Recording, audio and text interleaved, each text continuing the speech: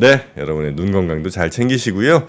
자, 그럼 오늘은 김준성 대표와 함께 미국의 대선과 관련된 우리 시장의 또 변화, 또 투자 환경의 변화들 어떻게 우리가 대응하는 게 좋을지 그 말씀 한번 좀 여쭤보도록 하겠습니다. 김준성 대표님 어서 오십시오. 안녕하세요. 네, 반갑습니다. 당연히 주말 속보로 보셨죠? 네. 그 바이든 나. 야, 근데 미국이 그만할래. 진짜 대박은 대박이에요. 생각해 보면 네. 지금 시작한 게 불과 한 2주밖에 안 되지 않았습니까? 시작은 7월 5일인가? 그 TV 토론회. 그거 보셨어요? 네네네네. 그게 불과 2주 전입니다. 그런가요? 2주하고 하루 이틀 전인데. 2주 좀 더 된 것 같긴 한데. 그때 진짜 바이든 진짜 남일 같지 않더라고요. 그 횡설 수술하고 졸고 그리고 그랬잖아요, 사실. 그러니까 바이든에 대한 신뢰 뚝 떨어지고 사실 그때만 해도 트럼프가 좀 못되긴 했거든요. 그래도 그 바이든이 그 헬스케어인가 얘기할 때 진짜 횡설수설할 때 그거 보셨어요? 받자마자 봤죠, 지금 난 바이든이 마지막에 한 얘기 못 알아들었다. 그런데 바이든 자기도 모를 거다. 뭐 그런 식으로 얄밉게 얘기하고. 그러니까 어쨌든 그때만 해도 바이든이 너무 약해 보이니까 트럼프가 좀 찬스가 많겠지. 그래서 이제 트럼프 정책에 대해서 사람들이 좀 쳐다보고 트럼프가 그야말로 대통령이 되는 거에 대해서 좀 대비를 하고 이런 분위기였는데 그 일주 후에, 그러니까 지금부터 한 일주 전인가요? 일주 좀 넘었나요? 네. 그 총격 사건은 진짜 대박이지 않습니까? 그랬죠. 요렇게 있다가 트럼프가 약간 이렇게 좀 고개를 이렇게 하는 스타일이잖아요. 뭐 이렇게 확인하려고. 요렇게 돌리는데 여기로 지나갔으니까. 그러니까 그걸 보고 어느 나라든 그 뭐라 그러나요? 국뽕 같은 건 있잖아요. 미국도 있다고 전 생각해요. 그런데 어쨌든 할아버지 2명 중에 한 명이 지금 대통령 될 할아버지 2명 중에 한 명인데 총을 맞자마자 일어나서 손을 들면서 파이트 막 이러고 그 뒤에 총알이 왔다 갔다 하는 와중에 사람들은 USA 소리 지르고 와, 그 분위기는 저는 그거 보고 야, 끝났다 그랬어요. 사실은 끝났다. 저 정도 되면 어느 나라든 국뽕은 있거든요. 미국 국민들이 투표하는 거니까. 그래가지고 사실은 그 이후에 시장도 완전히 트럼프 관련된 트레이드로 쭉 하다가 사실 저는 어저께 미국 시장에서 좀 반전이 있었다고 생각을 하고요. 아주 중요한 반전을 했다고 생각해요, 사실은. 어저께 나스닥 100이 한 1.5%, 그다음에 M7이 2.5%나 올랐거든요. M7만 보면 2.5%, 그리고 테슬라하고 엔비디아 뭐 개별 이슈가 있었지만 둘 다 한 5% 올랐어요. 근데 M7이 2.5% 오른 건 진짜 많이 오른 거고 뭔가 그동안 줄줄 내려가던 게 뭔가 반전을 했는데 그 반전은 뭐니 해도 바이든이죠. 저는 바이든도 대단한 것 같아요. 어쨌거나 자기가 현재 대통령이고 또 공정한 절차에 의해서 다음 대선의 후보로 됐고 뭐 자기가 TV 토론 좀 못했다고 하지만 자기 생각이 멀쩡하고 그런데 지금 TV 토론 후에 2주 반 만에 그냥 자기 그 개인적인 그런 걸 다 버리고 넘겨줬잖아요. 그러니까 그것도 바이든도 저는 대단한 것 같아요.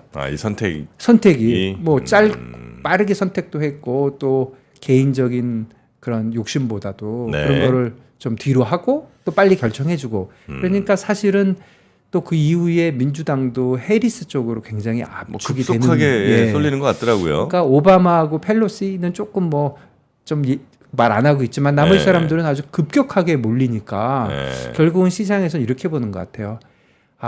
트럼프 트레이드, 트럼프가 말하는 게 사실 어떻게 보면 앞뒤가 좀 안 맞는 말이 좀 있긴 하거든요. 그런 것들 좀 조심해야 돼. 민주당이 최소한 대통령은 못 내더라도 견제는 할 수 있어. 견제는 좀 할 수 있지 않겠습니까? 저 정도 당연히 그렇겠죠. 대오를 이렇게 갖추면. 절반이 뭐 민주당 지지자인데 뭐. 근데 저번에는 사실 바이든이 계속 있을 때는 좀 뭔가 불안했잖아요. 근데 이제 민주당이 저렇게 좀 결집을 하니까 아직도 트럼프가 될 가능성이 뭐 거의 2배 정도 된다고 뭐 여론조사 나오니까 트럼프가 뭐 된다고 일단 뭐 지금 시장은 그렇게 보니까 된다고 보더라도 어저께 반전은 트럼프 트레이드에 대한 약간의 뭐 경고라고 그럴까? 아니면 쉬어간다고 그럴까? 뭔가 꼭 그렇게 되는 건 아니야 하는 거를 시장에서 한번 보여줬고, 물론 네. 내일도 보고 며칠 더 봐야 되겠지만 어쨌든 지난 2주 반의 흐름을 한번 꺾어주는 의미 있는 반전이 어젯밤에 있었다. 뭐 그거는 사실 바이든이 만들어줬고 네. 그런 생각이 듭니다. 네. 그러면 이제 아무래도 이제 우리 투자자들이 제일 궁금해하실 거는, 그래서 친환경주들이 지금 이제 트럼프와는 어쨌든 좀 거리가 좀 있어 보이니까 그쪽이 좀 많이 힘들게 될까? 아니면 뭐 전통 산업들이 좀 이렇게 약진을 하게 될까? 뭐 이런 기대들을 좀 하시는 분들이 계시는 것 같고, 그 다음에 트럼프가 또 중국에 대해서 강력하게 뭘 해나가면 우리는 또 어떤 영향을 좀 있을까? 이런 것들을 아마 보통들 궁금해하시는 것 같습니다. 우선 저는 그냥 기본적으로 트럼프 정책이 바이든하고 대비해 볼 때 어떤 차이가 있느냐는 거를 좀 기본으로 좀 돌아가서 생각을 해보면 저는 한 세 가지로 정리하고 싶어요. 첫 번째는 뭐니 해도 그 수출 기업을 위해서 달러를 약세를 시키겠다. 그런 얘기를 한 거잖아요. 달러 약세를. 달러 말로는 달러를 약세화시켜서 수출 기업을 도와주겠다. 두 번째는 관세를 올려서 미국의 내수 기업을 도와주겠다. 그리고 또 이번에 관련돼서 그리고 불공정한 거를 내가 요번에 바로 잡겠다. 중국이 불공정하다고 얘기하니까 그래서 중국에 대해서는 관세를 60%에서 100%를 때리겠다. 그래서 두 번째는 결국은 관세를 높이고 불공정을 정리를 하고 뭐 불공정하게 들어가는 반도체를 막고 뭐 이런 식으로 해서 내수 기업을 보호하겠다. 이 두 번째고 세 번째는 감세를 하고 재정 정책을 늘려서 국민의 삶을 향상시키겠다. 이게 세 가지인데 언뜻 들어보면 멋지죠. 정치가가 할 수 있는 말로는 수출 기업을 도와주고 내수 기업을 도와주고 국민의 삶을 향상시키겠다고 하니까 슬로건 자체는 그야말로 잘 만드는 대박인데 그런데 자세히 보면 이 세 가지 다 인플레이션을 자극하잖아요. 그러니까 인플레이션을 자극하면 아무래도 달러 이자율이 실질 이자율이 올라갈 것이고 달러 실질 이자율과 환율의 관계는 거의 같이 움직여 왔거든요. 그렇다면 달러가 강세가 되겠죠.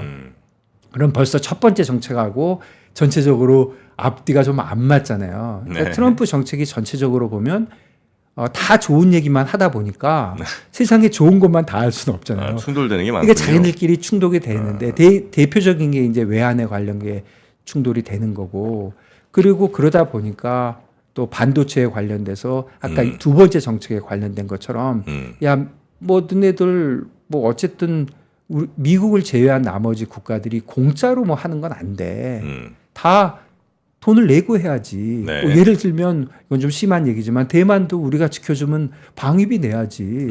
그리고 뭐 중국에다 수출하는 애들은 잘 좀 생각해 봐야 될 것 같아.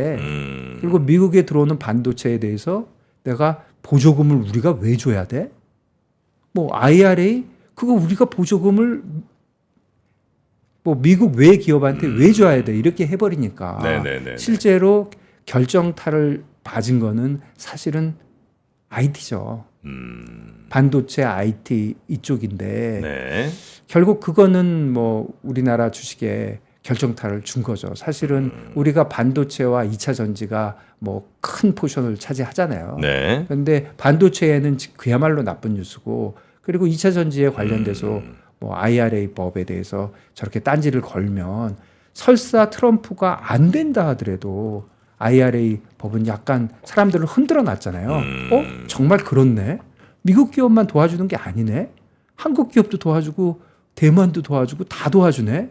우리가 우리 돈으로 왜 도와줘야 되는데? 왜 우리가 그래야 되냐? 그래야 되는데 그런 생각이 드는 거죠. 그리고 우리가 안 도와줘도 쟤네들은 별 대책 없어 보이는데 이런 생각을 하게 되니까 전체적으로 이 모든 이 정치적인 상황이 왔다 갔다 하면서 지금 역전이 될런지 안 될런지는 모르겠지만 결국 미국은 뭐 위로 아래로 잘 모르겠는데 미국을 제외한 국가들은 조금 인생이 답답해진 거죠. 근데 그렇게 예를 들어 뭐 한 나라에서 만든 다른 나라 기업들을 상대로 하는 어떤 법이 네. 다른 나라 기업에 매우 큰 영향을 미칠 만한 법이 대통령 바뀌었다 갑자기 이렇게 뭐 취소 아니면 뭐 이렇게 축소 뭐 이렇게 이제 해버리면 그 나라에 대한 어떤 신뢰도에도 큰 좀 문제가 있는 거 아니에요? 당연하죠. 당연하고 그게 네. 세계 뭐 제 첫 번째 국가인 미국이 그러는 게 문제가 있는데 그래서 사실 트럼프를 두려워하는 거죠. 보통은 잘 못하죠. 근데 트럼프는 하잖아요. 네, 우리가 몇 번 봤잖아요. 트럼프는 하거든요. 트럼프 예전에 중국에 25% 관세 다 때린다 그럴 때 네. 다 에이 설마 했잖아요. 네. 결국 어떻게 됐어요? 지금 25% 아직까지 25%예요. 아 그래요? 그러니까 트럼프가 두려운 이유는 네. 그 정책 자체가 뭐 충돌이 되고 이런 거보다도 네.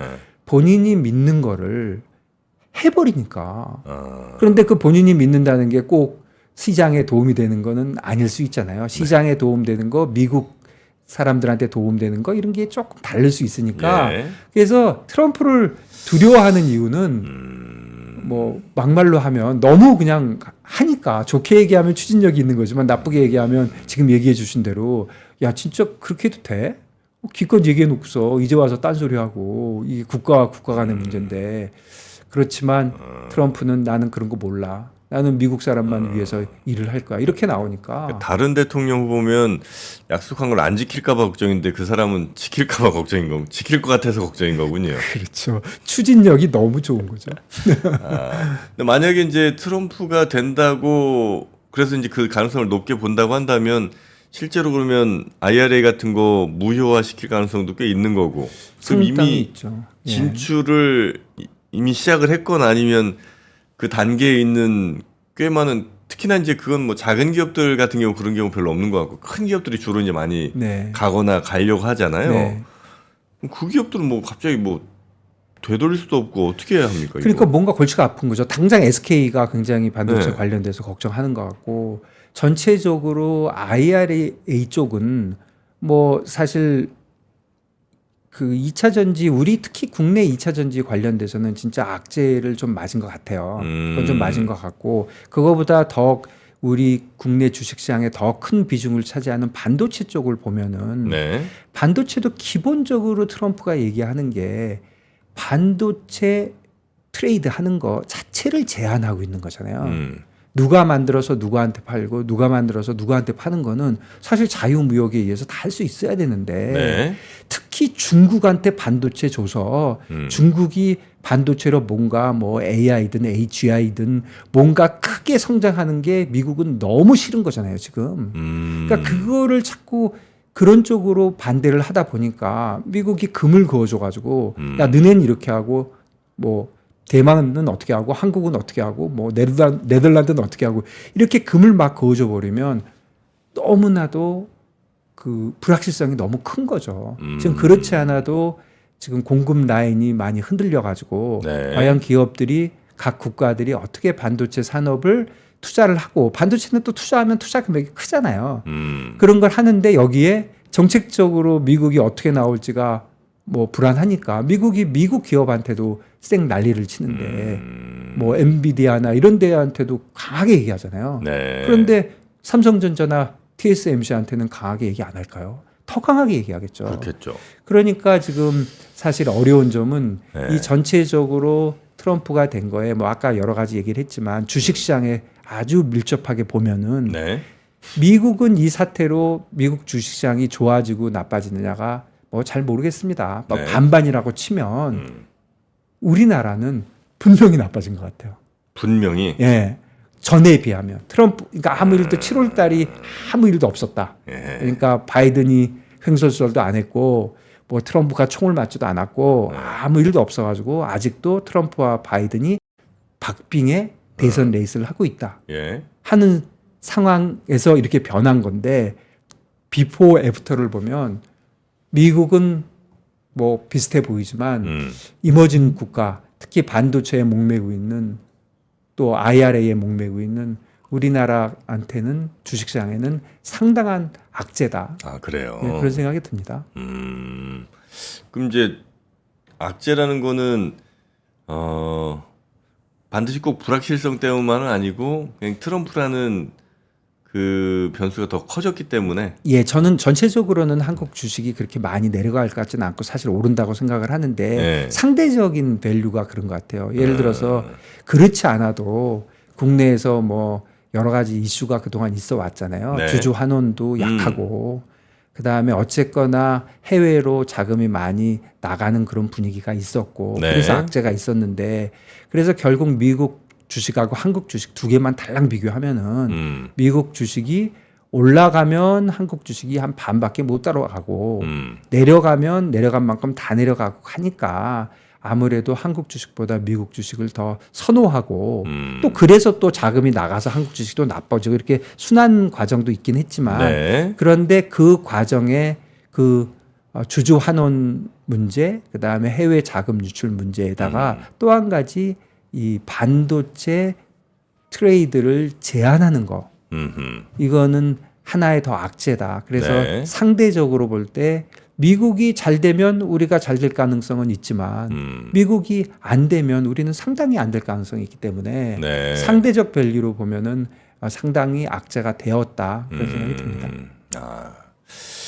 그럼 이제 우리 투자자들은 이 상황에서 이미 뭐 이걸 우리가 어떻게 할 수 있는 변수는 아닌 거고 벌어진 거잖아요. 이건 이 상황에서 뭔가 조금 더 선명해질 때까지 좀 이렇게 몸을 바짝 낮추고 이게 기다리는 게 좋습니까? 아니면 이럴 때가 또 뭐 이런저런 전략을 잘 추구하면 또 좋은 기회를 얻을 수 있는 또 뭐 격변기. 제가 어찌 알겠습니까? 어찌 알 수는 없는데 네. 그냥 모든 세상 일이 참 묘하게 돌아가는 게 네. 그 트럼프 바이든 그 TV 토론 나기 바로 전날인가? 전날 CPI가 나왔잖아요. 아 그랬나요? 네.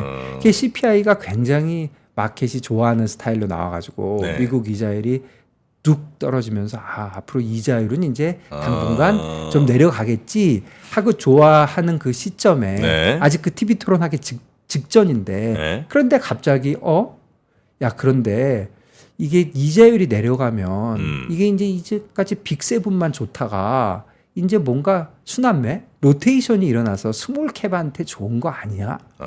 그런 날이 하루 있었어요. 기억해 보시면 러셀 2000 그래서 좀 확 오르고 그 이후에 러셀이 가고 예. 빅테크가 내려가고 그게 바로 트럼프 바로 하루 정도 차이예요. 24시간도 안 될 것 같아요.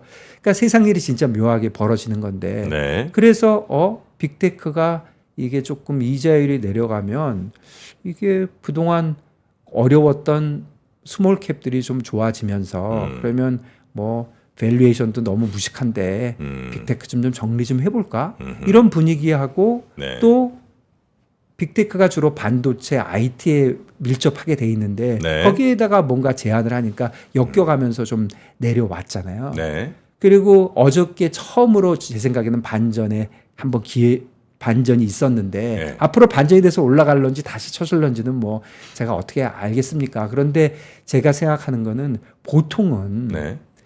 뭔가 이렇게 막 변할 때 있잖아요. 예. 내가 IT가 불안해. 야, 불안하니까 IT를 팔고 갈아타야지.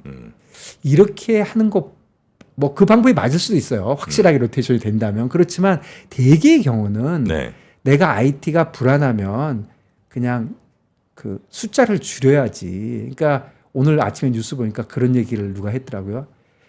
개울을 건널 때 마차가 네. 막 이렇게 흐름이 생기면 말을 거기서 바꾸는 게 아니라 그냥 말수를 줄여야 된다. 그게 무슨 말이냐면 내가 IT가 그렇게 불안하면 IT의 비중을 좀 줄이면 되는 것이지 거기서 굉장히 과감하게 말을 갖다가 바꿔 끼우는 게 틀릴 수도 있다. 그러니까 결국은 지금 어닝 시즌이 시작했잖아요. 네. 이게 뭐 이제 불과 24시간 안 돼서 이제 뭐 구글도 나오고 뭐 쭉 나오잖아요. 그러면 과연 스몰캡이 요번에 좋은 어닝을 낼까요? 그렇지는 않을 것 같은데. 그렇지는 않잖아요. 예. 그러면 스몰캡이 좋아진 이유는 사실은 야 이자율이 낮아졌으니까 막연히 좋을 거야. 네, 이자 비용 예. 낮아지고 좀 버틸 수 있겠다. 그다음에 뭐, 공화당이 되면은 예. 좀 좋을 거야. 옛날에도 공화당 되면 스몰캡들 많이 도와줬거든. 아. 그런 아주 그냥 동물적인 감각이 있는 것이지. 네. 지금 실적이 나오기 시작했는데 거기서 뭔가 보여주지 않으면 그래도 빅테크에 할 가능성이 많거든요. 예, 예. 그런 움직임에 대해서 저는 구태여 제 생각을 말씀드린다면 아직도 전 빅테크라고 보고요.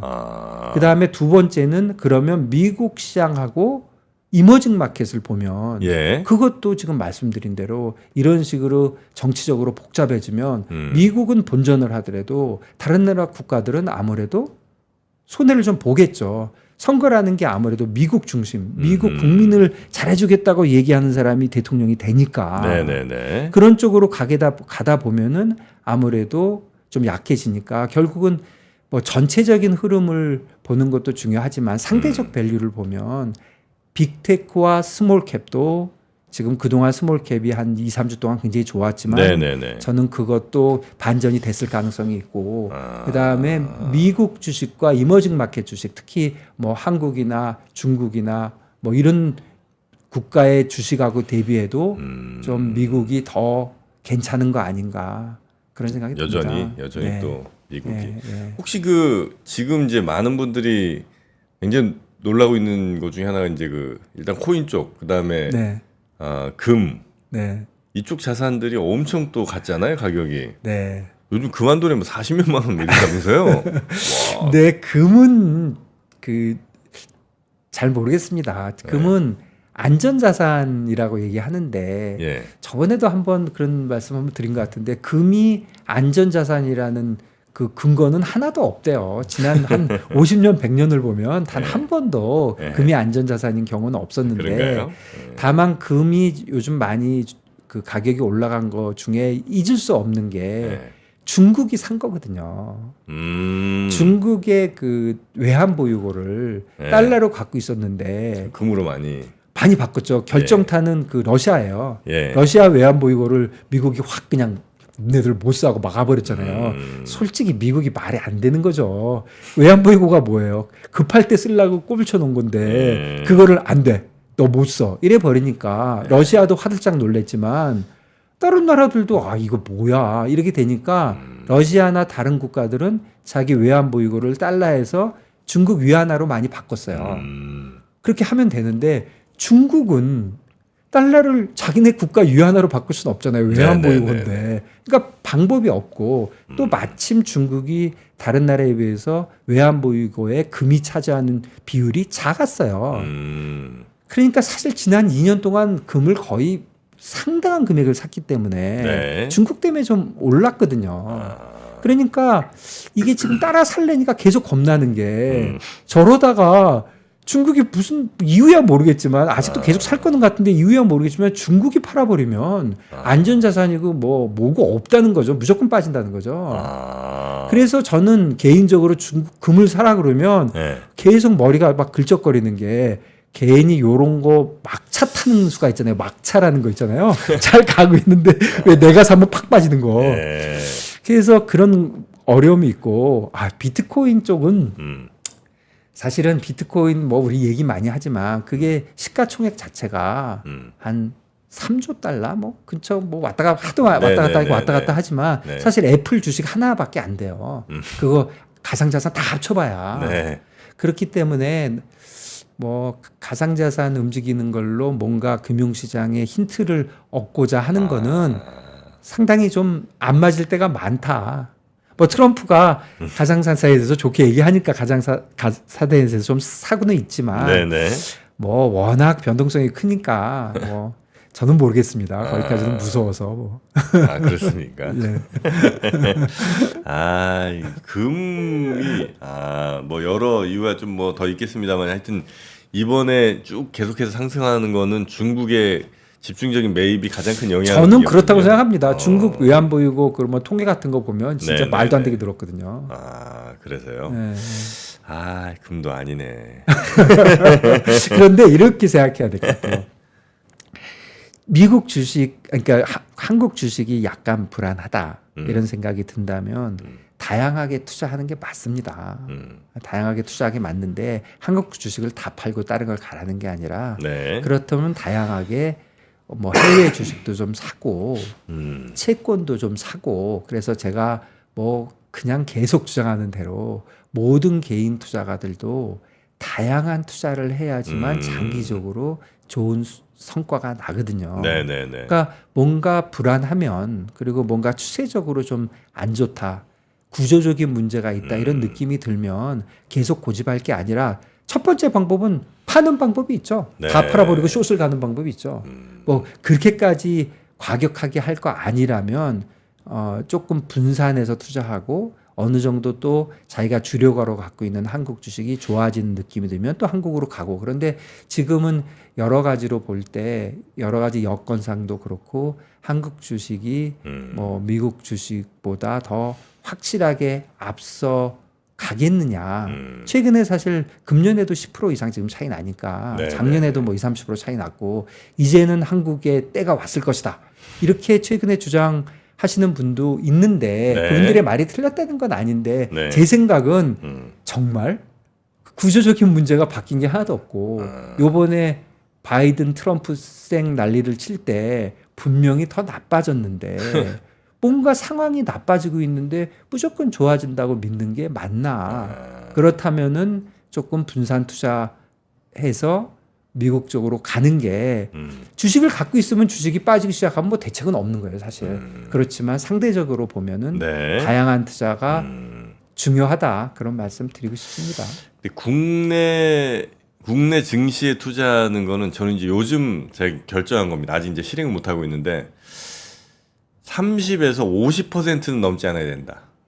저는 그렇게 이제 결정했습니다. 예. 그러니까 분산 투자 하시겠다는 거네요. 그렇죠. 맥스 50%. 그럼 나머지는 뭐 하시게요? 나머지는 일단 미국 주식 네. 한 30% 정도. 네. 그 다음에 채권. 네, 채권. 예. 그리고 달러 내지는 외화. 네. 예. 그걸로 한 10%. 아, 너무 좋습니다. 저는 제가 생각에 그런 식으로 포트폴리오 하는 게 예. 단기간은 모르지만 예. 우리가 투자 진짜 오래 하거든요. 네네네. 투자 제가 보기에 한 50년 할 것 같아요. 예예. 투자를 장기적으로 보면 다양하게 투자하는 게 무조건 정답입니다. 예. 지금 너무 좋으신 것 같아요. 그리고 예를 들어서 조금 부연하면 채권을 살 때도 네. 한국 채권, 미국 채권을 좀 비교를 해봐가지고 뭐 아니 한국 채권은 제 매력이 없는 것 같아요. 아무리 봐도. 뭐 예를 들어서 지금으로 보면 한국 채권이 뭐 매력이 없다기보단 조금 많이 올랐어요. 최근에 많이 오른 감은 그래요? 있지만 어쨌든 한국 채권하고 미국 채권을 이렇게 잘 하시고 아니 그 예를 들어서 한국 채권이 매력이 있으려면 이자가 일단 높든지 그죠?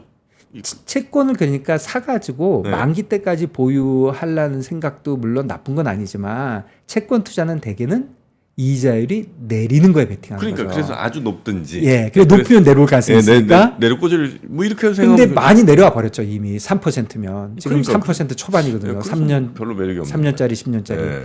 그리고 우리나라 채권은 3% 정도 그 정도에서 항상 많이 걸려요. 그래서 지금 기준금리가 3.5인데 지금 3%까지 이미 내려와 있잖아요. 네. 그런 것도 있고 그리고 3년짜리하고 10년짜리가 그냥 항상 붙어서 다니고 그러니까 조금 좀 몰려다니는 그러니까 뭐 우르르 다니는 좀 그런 장이고 미국은 아무래도 좀 인플레이션이나 뭔가 다양한 네. 이제 변수를 가지고 하니까 뭐 미국 채권도 여러 가지 뭐 공급 문제도 있고 여러 가지 문제가 있지만 채권 투자를 할 때도 제가 말씀드리는 거는 꼭 한국 채권만 보지 마시고 네. 미국 채권도 봐야 되고 그다음에 채권을 하실 때 그 사는 방법을 개인들이 사실 채권 투자를 알채권, 현물 채권을 사는 거는 굉장히 어려워요. 그쵸. 그리고 뭐, 수수료도 완전 대박이에요. 음. 왜냐면 채권이 거의 국내만 해도 100억 단위로 거래가 되거든요. 근데 개인이 100억을 살 건 아니잖아요. 네. 그렇다면은 이제 파생 상품을 고려해 봐야죠. ETF나 선물. 그렇죠, 그렇죠. 뭐 예. 그런 선물이나 ETF가 굉장히 이피션트 하니까 그런 거를 고려하게 되면 결국은 주식만 딱 벗어나면 실제로 다 파생 상품이에요. 원유를 현물로 살 수는 없잖아요. 뭐 물론 금은 현물로 살 수 있는데 네. 엄청 비효율적이잖아요. 그러니까 채권도 그렇고 그러니까 주식만 딱 벗어나면은 이제 파생 상품의 세계로 들어가게 되거든요. 그러니까 그 다시 똑같은 얘기 또 하지만 한국 주식만 하지 말고 해외 주식도 맞습니다. 하고 주식만 하지 네. 말고 채권 뭐 원자재도 하고 어떻게 FX 마진도 한번 좀 해볼까요? 뭐 못할 이유는 없죠. 근데 뭐 마진까지 안 하셔도 돼요. 그냥 선물하시면 됩니다. 한번 해본 얘기예요.